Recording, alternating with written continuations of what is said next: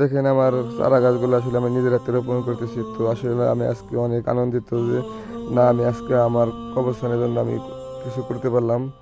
আসসালামু আলাইকুম। তো আশা করি সবাই ভালো আছেন। তো দেখতে পাচ্ছেন এখানে সুপারির চারা গাছ রোপণ হচ্ছে। তো আমরা অনেক দিন আগে এখানে সুপারি রোপণ করেছিলাম আমাদের পার্সোনাল বাসায় বোনার জন্য। তো এগুলো আসলে আমরা বাসায় বুনবো না, কারণ আমাদের বারাবাসা কমিউনিটি থেকে সুযোগ করে দেওয়া হয়েছে কবরস্থানে গাছ রোপণ করার জন্য। তো আমি চিন্তা ভাবনা করলাম আমার বাসায় যেহেতু সুপারি চারা গাছ আছে, তো আমি এই সুপারি গাছের চারা দিয়ে আমি অংশীদার হব।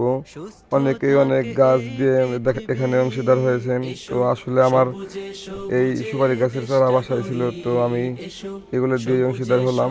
আর যে যেখান থেকে পারেন, যে কোনো এলাকায় বারাবাসার বাইরের গ্রাম থেকে যদি আপনারা ইচ্ছুক থাকেন না গাছ রোপণ করার জন্য, আমি কিছু দিব টাকা বা গাছ কিনে দিব, তো আপনারা দিতে পারেন, কারণ গাছ রোপণ করা আসলে অনেক ভালো। বৃক্ষরোপণ করি, গাছেরও প্রাণ আছে। দেখেন আমার চারা গাছগুলো আসলে আমি নিজের হাতে রোপণ করতেছি। তো আসলে আমি আজকে অনেক আনন্দিত যে না, আমি আজকে আমার অবস্থানের জন্য আমি কিছু করতে পারলাম।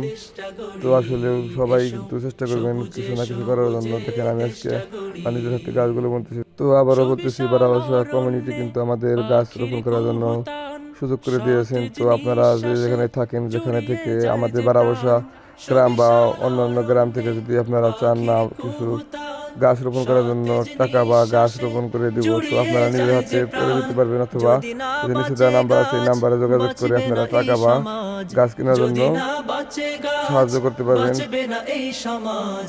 হারিয়ে যাবে সবার জীবন তরি। এসো সবুজে সবুজে দেশটা গড়ি, এসো সবুজে সবুজে দেশটা গড়ি।